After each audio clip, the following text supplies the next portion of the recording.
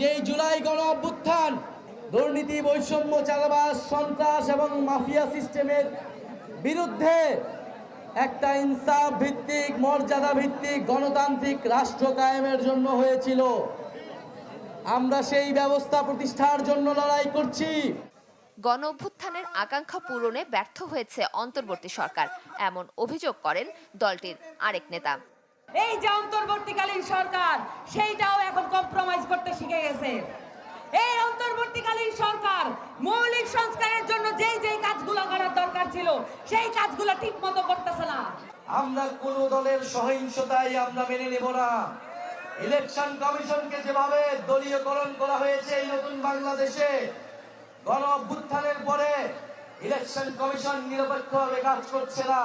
আইনগত কোনো জটিলতা না থাকা সত্ত্বেও শুধুমাত্র একজন নির্বাচন কমিশনার বিরোধিতার কারণে সবটাকে প্রতীক হিসাবে বরাদ্দ দিতে গড়িমসি করছে।